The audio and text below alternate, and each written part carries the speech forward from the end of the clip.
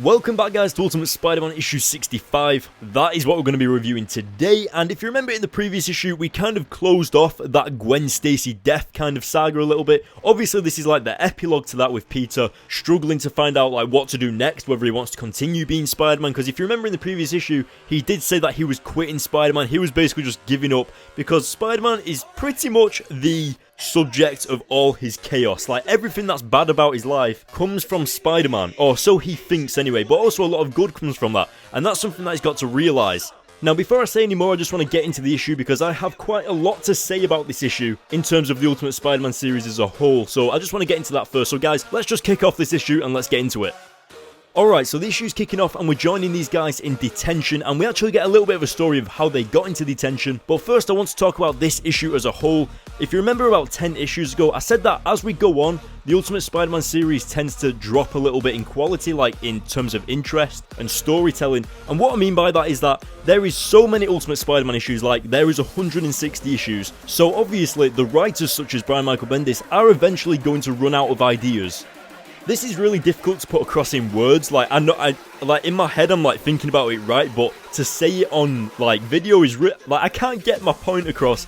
But basically, I'm not saying that every single issue after this issue is bad or anything like that, but out of the entire 160 issues that there is of Ultimate Spider-Man, obviously about 20 of them are going to be a little bit not as good as the rest of them, and we're kind of entering that territory after this issue.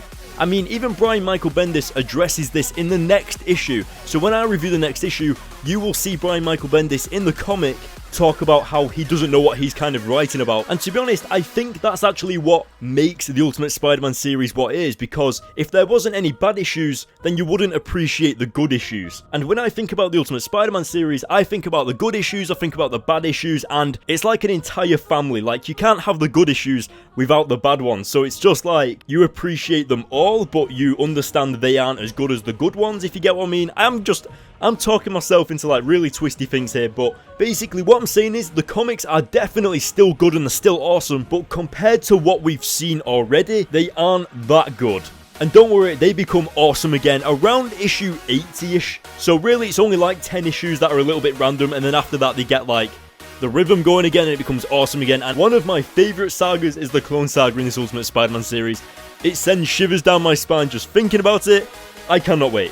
But anyway, going back to the issue as what we are seeing, when I was reading this, when I first read this, I thought Flash Thompson was being an idiot. He was being so harsh. He was kind of just ignoring the fact that this tremendous person has been killed off that they used to go to school with every day, like almost like he's in denial. And you eventually realise that it's because Flash Thompson actually liked Gwen. Now you guys might not remember it, or you might do actually. A few issues ago, or maybe a lot of issues ago, Flash Thompson was actually asking Peter Parker if he could have a word with him, and Peter thought that he was just going to bully him again or something like that, so Peter just walked off. And this is where you find out that Flash Thompson actually really liked Gwen Stacy, and that's why he's in denial, because it's like the first girl that he's ever liked properly, and really he's just upset internally, like he doesn't want to show his emotions to everyone else because he's the cool guy at the school, he's the bad boy, he's the football player. But it kind of makes me sympathise with Flash, like you understand him, you relate to him, and it just makes you love Flash Thompson all that more as a character.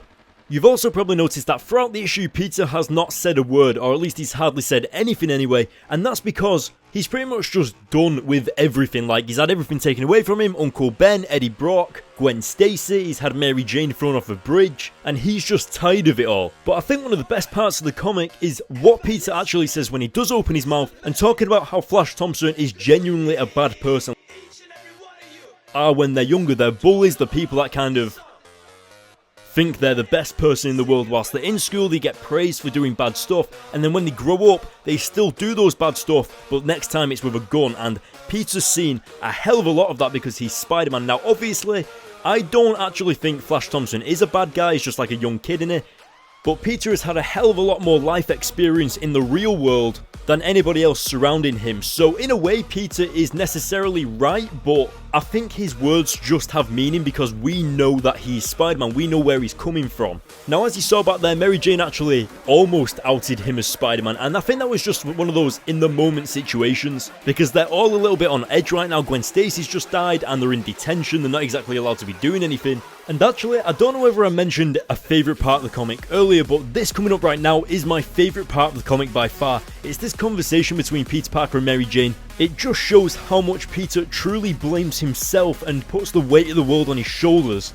And it's almost like Mary Jane is the counterweight to that, like she's there to bring him back down to earth, to make him realise that he is a better person for what he's doing, and the fact that if he was there to save all those people, then he would have saved them. And that right there just shows how much Mary Jane cares about Peter, like both in the 616 universe and in the Ultimate Universe. To Peter Parker, Mary Jane is his counterweight. At the end of the day, she's there for him when no one else is. She brings him back down to earth. And I just love how she handles this towards Peter in this comic. I thought it was really awesome, and it was actually quite emotional reading the comic in that conversation. So I think Brian Michael Bendis did an excellent job there. And of course, Mark Bagley drawing it in like the emotions in Mary Jane's face and Peter's. You can tell that it is a heated conversation.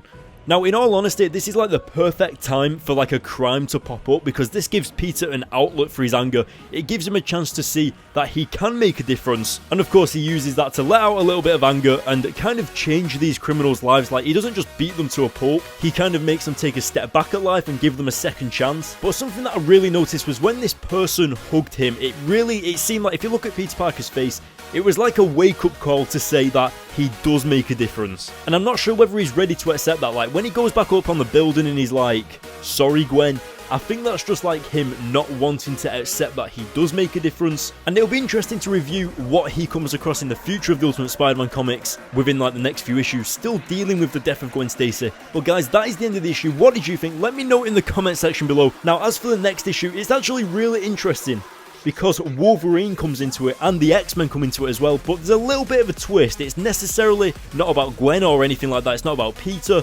It's more or less about Spider-Man and Wolverine, and it's such an awesome issue. But remember, we're also getting a little bit of dialogue from Brian Michael Bendis in that comic as well at the very beginning, so I'll be showing you that, and you'll see what I mean when I'm talking about like the issues becoming a little bit out of storytelling and everything like that. You'll get what I mean. Now, I'm going to give this issue a 9 out of 10 just because of the Flash Thompson part and that conversation alone on top of the building. I feel like it really added depth to Flash Thompson's character in terms of that he actually does like people, and at the end of the day, he's not really that much of a bad guy. He's just had a little bit of a tough upbringing, and he's never liked anyone before, so when he does like someone, they kind of got taken away from him, and he doesn't know how to show his emotions without coming across as not this football player popular guy that he is. So that's really interesting to see that, how he's going to deal with that, hopefully in the next few issues. And of course, just that conversation between Peter and Mary Jane, as I've already said a few minutes ago, was so good. There's been so many of those throughout the entire Ultimate Spider-Man series, and there's definitely going to be more to come. But until then, guys, go to the links in the description. Follow me on Twitter for comic codes that I'm going to be giving away on there. And of course, follow me on my Facebook page to stay up to date on the latest in comic book news and updates.